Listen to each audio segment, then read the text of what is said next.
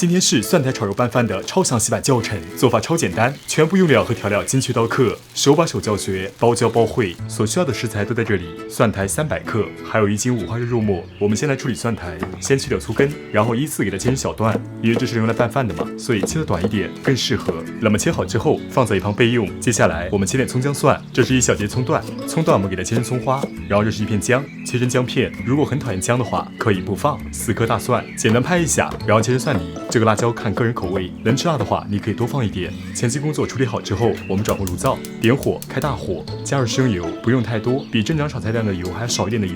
然后把油铺满锅底，用油把锅浸润好，底部继续保持大火，把锅里烧至冒烟，如画面中一样。然后我们关火，把锅体和锅里的油烧热，是为了不粘锅。等待锅里降温，是防止温度过高。下入肉末之后，它会崩油。好了，温度又降下来了，点火，下入肉末，然后给肉末平整一下，多与锅底接触。平整好之后，就不要再翻动它了，让它自己煎制，大概中火煎个1分钟，把和锅底接触那面肉末煎至定型，然后我们再翻动。好，时间到了，我们给它翻动一下，然后再重复刚才的步骤，这样操作就可以让你炒肉末不粘锅。那么2次时间到了之后，我们就可以正常炒制了，把肉末里的水分炒干，把肥肉里的油脂给炒出来，炒到如画面中一样，锅底的油清亮了，并且肉末的边角处金黄了，这就可以了。底部的火继续保持中火。然后我们下入葱姜蒜，给它一起炒香。这一步煸炒个半分钟。如果此时锅里的油较多，你可以把多余的油盛出来，那么这样就可以避免油溢了。盛出油的肉末拿回来，底部的火开大火，把锅底的温度升高。温度升上来之后，我们围绕锅边淋入2勺生抽酱油，用高温来烹炸香味。1勺老抽酱油，用来提升颜色。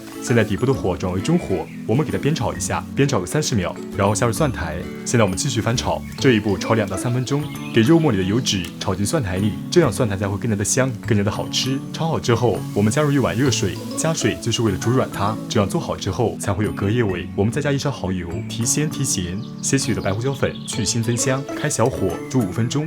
好了，时间到了，我们放入2勺芡粉水，给汤汁稍微勾拢一点，因为这样用来拌饭更好吃。那么这就做好了，我们放进米饭上面，这个香味超足，五花肉的肉香和蒜苔的清甜味完全的融合在一起了，所以快去试试吧，这个绝对可以香哭你的。